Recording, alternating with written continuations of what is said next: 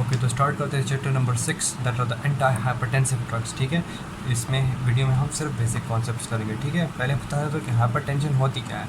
ये जो बंदा देख रहे हैं कि बहुत टेंस्ड है, हाइपरटेंशन किसको नहीं कहते। ठीक, हाइपरटेंशन में यहाँ पे क्या मतलब कि हमारी अगर ये ब्लड वेसल है, ठीक है, ये नॉर्मल ब्लड वेसल है, इसमें जो है ना नॉर्मल जो है ना ब्लड फ्लो हो रहा है, ठीक है, विदाउट एनी एब्नॉर्मेलिटीज़। यहाँ पे क्या है, अब देखिए टेस्ट हो रहा है, ठीक है, यहाँ पे देखिए हर तरफ से प्रेशर आ रहा है इस वेसल पे, तो जिसकी वजह से क्या है, अब बहुत हाई प्रेशर से सारे ब्लड जो है ना, अब देखिए वॉल्यूम भी ऑब्वियसली कम हो गया है, कंस्ट्रक्शन होगी जिसकी वजह से प्रेशर डेवलप हो गया। ठीक है, पाइप की एग्जांपल ले ले, पाइप आप खुला पड़ा हो तो उसमें नॉर्मल फ्लो हो रहा होता है पानी, जिस तरह ही आप पाइप को दबाते हैं तो पाइप स्प्लैश होके जा रहा होता है। ठीक है, तो हाइपरटेंसिव इस तरफ होती है। ठीक है, अब क्यों होती हैं, कैसे होती हैं और किन किन पेशेंट्स में डिजीज़ हैं, सब डिस्कस करते हैं यहाँ पे। ठीक, ओके, तो हाइपरटेंसिव के बारे में बताया तो कि हाइपरटेंसिव पेशेंट के ब्लड प्रेशर क्या होगा, उनका जो है ना सिस्टोलिक बाय डायस्टोलिक प्रेशर। ठीक है, सिस्टोलिक क्या होती है कि हार्ट कॉन्ट्रैक्शन कर रहा है, ठीक है, डायस्टोलिक क्या होती है जिसमें हार्ट रिलैक्स करता है। तो इनके पेशेंट जो है ना always it is greater than 140 और डायस्टोलिक इज़ ग्रेटर दैन 90। ठीक है, जब इस तरह पेशेंट हो सो क्या है, हाइपरटेंसिव है। ठीक है, इनमें क्या क्या हो सकता है हाइपरटेंसिव की वजह से, रीनल फेलियर हो सकता है। ठीक है, उसके अलावा मायोकार्डियल इन्फार्क्शन होता है, कंजस्टिव हार्ट फेलियर हो सकता है। ठीक है, उसके अलावा स्ट्रोक हो सकती है। ठीक है, इसके अलावा जो है ना पेशेंट एसिम्प्टोमेटिक भी होती है, तो मैंने ये असल में ये सिम्टम्स जो है ना ये लेट सिम्टम्स है। ठीक है, कुछ में हाइपरटेंसिव के सिम्टम्स आ जाते हैं तो वो बस ट्रीट कर लेते हैं। ठीक है, कुछ होते हैं जिसमें एसिम्प्टोमेटिक हाइपरटेंशन होती है, बाद में जब वो वर्सन हो जाती है या फिर सिस्टमेटिक फेलियर आ जाते हैं फिर जाके शो होती है, फिर जाके ऑब्वियसली अब ये चीज़ भी साथ आ गई तो फिर तो बहुत ख़राब हो गया पेशेंट। ठीक है, इसके अलावा क्लासिफिकेशन कर लेते हैं about these hypertensive patients. Classification इसकी क्या है, पहले नॉर्मल बता देता हूँ। नॉर्मल पेशेंट क्या है, उसका लेस देन और इक्वल टू 120/80। ठीक है, systolic by diastolic, less than मतलब थोड़ा सा नीचे। ठीक है, अच्छा, एक होते हैं प्री हाइपरटेंसिव पेशेंट्स, इनके प्रेशर है 120 से लेकर 139/80 से 89, ये सिस्टोलिक हो गया और ये डायस्टोलिक हो गया। ठीक है, ये पेशेंट प्री हाइपरटेंसिव है। ठीक है, ये अब हाइपरटेंसिव हो सकते हैं। ठीक है, मैंने कहा था ग्रेटर देन वो। ठीक है, तो ये ऑलमोस्ट इसके बाद फुलफिल हो जाएगी। ठीक है, तो प्री हाइपरटेंसिव है। उसके अलावा जो है ना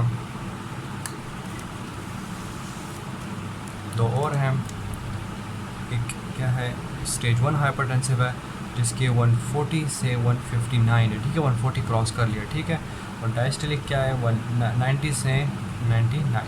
ठीक है, ये स्टेज 1 हाइपरटेंसिव है। ठीक है, और स्टेज 2 हाइपरटेंसिव क्या है, उनके प्रेशर होगा ग्रेटर देन 160, ग्रेटर देन और इक्वल टू 160 या ग्रेटर टू इक्वल टू 100। ठीक है, ये मैंने हाइपरटेंसिव का बताया। ये स्टेज 2 हाइपरटेंसिव, स्टेज 2 का मतलब कि प्रोग्रेस हो गया डिजीज़। ठीक है, स्टेज 1 क्या है, डिजीज़ हो गया लेकिन अपने इनिशियल स्टेज में। ठीक है, फिर प्रोग्रेस हो गया, ऑब्वियसली जितना प्रोग्रेशन होगी, जितना प्रेशर ज़्यादा होगा उतना ज़्यादा ही बंदा ख़राब होगा। ओके, तो हाइपरटेंसिव के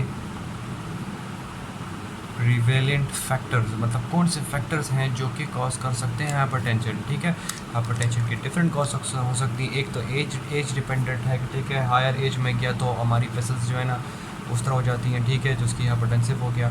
ठीक है, या फिर जो है ना ओबेसिटी जो है ना हाइपरटेंसिव की तरफ ले जा सकती है, या फिर अगर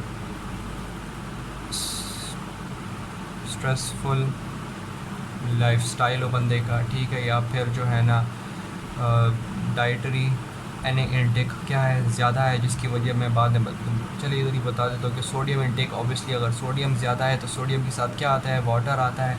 जब वाटर और सोडियम आ गए तो ऑब्वियसली वॉल्यूम ज़्यादा हो गया। अब मैंने वो पाइप वाली एग्जांपल दी थी, अब पाइप वही नॉर्मल है, उसमें ब्लड का वॉल्यूम ज़्यादा आ गया तो उसकी वजह से भी जो है ना प्रेशर बिल्डअप हो सकता है। ठीक है, इन सब की जो है ना सेपरेट वीडियोज़ में सबकी डिस्कस करेंगे। ठीक, उसके अलावा क्या हो सकते हैं, high dietary intake of sodium हो गया, उसके अलावा जो है ना स्मोकर्स हो।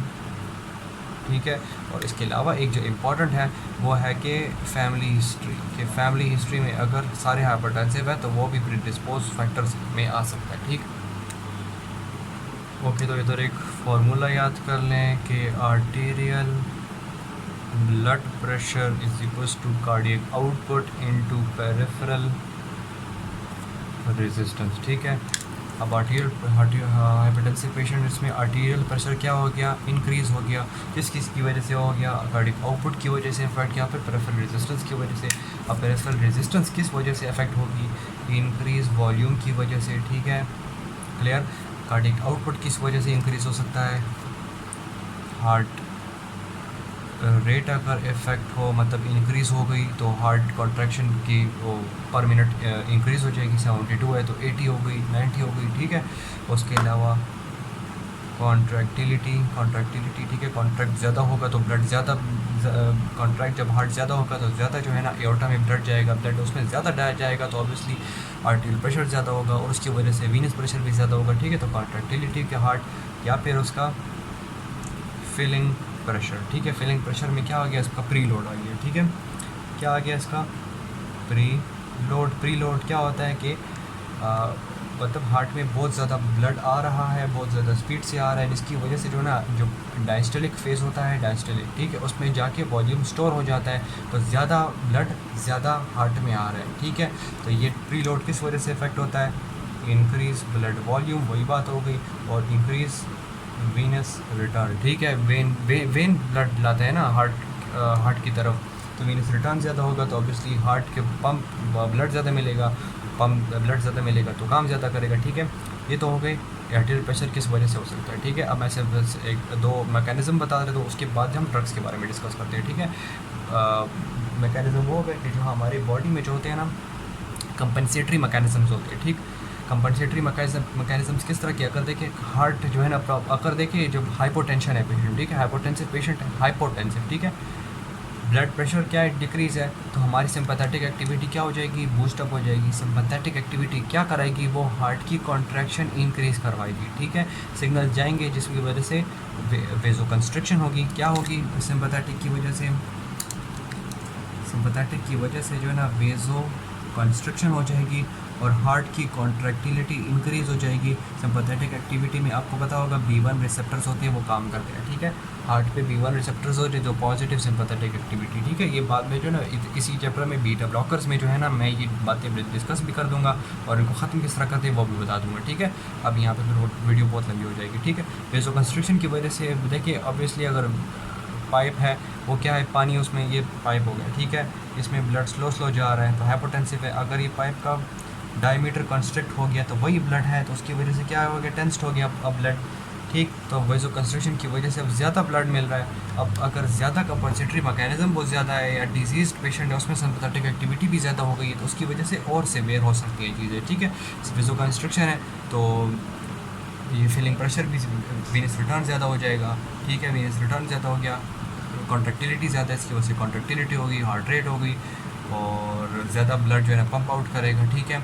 और इसके अलावा एक और मैकेनिज़्म है, that is the renin angiotensin mechanism, ठीक है। रेनिन एंजियोटेंसिन क्या होता है, हमारी किडनी में रेनिन होते हैं, ठीक है, वो एंजियोटेंसिन 1 बनाते हैं फ्रॉम एंजियोटेंसिनोजन, ठीक है, फिर एंजियोटेंसिन 2 बन जाते हैं। एंजियोटेंसिन 2 अब क्या करते हैं, वो दो काम करते हैं, या तो है ना वो वेज़ो कंस्ट्रक्शन करेंगे, क्लियर, डायरेक्ट वेज़ो कंस्ट्रक्शन करेंगे, ऑब्वियसली फिर वही बात हो गई, वॉल्यूम तो नहीं, सॉरी, ब्लड वीनस रिटर्न ज़्यादा हो गया या फिर प्रेशर भी ज़्यादा हो गया, क्लियर। उसके अलावा एंजियोटेंसिन 2 एक काम क्या करते हैं, वो करता है बायो सिंथेसिस ऑफ एल्डोस्टेरोन। अब क्या करेगा, वो क्या करता है, सोडियम की रीअब्जॉर्प्शन करता है। सोडियम की रीअब्जॉर्प्शन करेगा तो साथ वाटर की रीअब्जॉर्प्शन होगी, तो सोडियम वाटर जब रीअब्जॉर्ब होंगे तो हमारा क्या हो जाएगा, ब्लड वॉल्यूम इंक्रीज़ हो जाएगा। तो ब्लड वॉल्यूम इंक्रीज़ हो गया तो आर्टेरियल प्रेशर इंक्रीज़ हुआ, ब्लड वॉल्यूम इंक्रीज़ हो गया तो कार्डियक आउटपुट भी इंक्रीज़ हो गया, पेरिफेरल रेजिस्टेंस भी इंक्रीज़ हो गई, दोनों इंक्रीज़ हो गए तो ऑब्वियसली आर्टेरियल प्रेशर भी इंक्रीज़ हो गया, ठीक। तो अब हमारी जो ड्रग स्ट्रेटजी होगी, हम किसको ट्रीट करेंगे, अगर सिंपैथेटिक एक्टिविटी ज़्यादा है तो इसके ख़िलाफ़ हम क्या दे देंगे, बीटा ब्लॉकर्स दे देंगे, जो इसको ब्लॉक कर दिया, ठीक है। अब अगर ज़्यादा वॉल्यूम आ रहा है हमारी ब्लड में तो उसके ख़िलाफ़ हम डायरेटिक्स दे देंगे जो कि सारा ब्लड को बाहर फेंकेंगे, ठीक है। अब वेज़ो कंस्ट्रक्शन थी, वेज़ो कंस्ट्रक्शन के अगेंस्ट हम अल्फ़ा 1 ब्लॉकर्स दे देंगे, ये मैं अल्फ़ा 1 की वीडियो में सेपरेटली डिस्कस कर दूँगा, ठीक है। अब यहाँ पे खैर ज़रूरत नहीं है, या फिर ANS की वीडियो में आपने डिटेल में पढ़ा होगा, जो नहीं पढ़ा हुआ, अगर सही समझनी है तो ANS अभी अल्फ़ा 1 की सेपरेट वीडियो होगी वेसोकंस्ट्रिक्शन, उसमें मैं अल्फ़ा 1 के बारे में डिटेल भी बता दूंगा। ठीक हो गया, अल्फ़ा 1 हो गया, इधर बीटा 1 ब्लॉक हो गया, अल्फ़ा 1 ब्लॉक हो गया, इधर डायरेटिक्स हो गए। उसके अलावा एक है ACE inhibitors and ARBs, angiotensin converting enzyme inhibitors, ठीक है, और एंजियोटेंसिन रिसेप्टर ARB, ठीक है, एंजियोटेंसिन रिसेप्टर ब्लॉकर्स। जो एंजियोटेंसिन 2 बन गया, अब ब्लॉकर रिसेप्टर ब्लॉक हो गया तो ये काम नहीं करेगा। और एंजियोटेंसिन कन्वर्टिंग एंजाइम है, रेनिन का जो काम था कि एंजियोटेंसिन 2 बनाएगा, अब वो ख़त्म हो गया। ठीक है, इसके अलावा क्या हार्ट कॉन्ट्रैक्शन ज़्यादा कर रहा है, ठीक है, तो हार्ट की हम कॉन्ट्रैक्शन भी ख़त्म करा सकते हैं। किस तरह? बाय इससे भी कम करा सकते हैं बीटा 1 ब्लॉकर से। उसके अलावा कैल्शियम चैनल ब्लॉकर्स भी दे सकते हैं। कैल्शियम चैनल ब्लॉकर्स अब 2 किस्म के हैं। एक होंगे जो हार्ट की कॉन्ट्रैक्शन क्या कराएंगे, ख़त्म कराएंगे, लेकिन साथ वो क्या करते हैं, वेज़ो डायलेशन कराएंगे। ठीक है, क्लियर? कैल्शियम की वजह से कॉन्स्ट्रक्शन होती है ना, ठीक है। स्मूथ मसल किस तरह कॉन्ट्रैक्ट करता है, बाय कैलमिडोल पाथवे। उसमें पढ़ा होगा कि कैल्शियम जब सेल में ज़्यादा होगा तो कैल्शियम कंस्ट्रक्शन ज़्यादा होगी। अब कैल्शियम ही नहीं है सेल में तो कंस्ट्रक्शन कैसे करेगा, तो रिलैक्स हो जाएगा, तो आर्टियल प्रेशर क्या था वो भी ख़त्म हो गया, वेज़ो कंस्ट्रक्शन थी वो भी ख़त्म हो गई। क्लियर? ठीक, तो ये सारी ड्रग्स भी डिस्कस हो गई यहाँ पे। तो अब आते हैं फिर, अभी बस यहाँ पे वीडियो ख़त्म करते हैं और स्टार्ट करते हैं एक एक ड्रग के बारे में डिटेल। ठीक है, जो अगर किसी के बारे में डिटेल समझनी है, या भी एस क्या होते हैं, आर्ब्स क्या होते हैं, मैं डायरेटिक्स में अच्छी तरह एक्सप्लेन किया, लेकिन यहाँ पे भी थोड़ा थोड़ा रिव्यू ज़रूर दूंगा। अल्फ़ा 1 क्या होता है, बीटा 1 क्या होता है, कैल्शियम चैनल ब्लॉकर्स क्या होते हैं, डायरेक्ट वेज़ोडाइलेटर्स क्या हैं, ठीक है, ये डायरेटिक्स क्या होते हैं, रेनिन जो डायरेक्ट इनहिबिटर्स है रेनिन की वो क्या होते हैं। ठीक है, सबके बारे में सेपरेट वीडियो में अलग अलग से डिटेल भी ज़रूर बताऊँगा। ठीक है, तो यहाँ पे वीडियो ख़त्म करते हैं।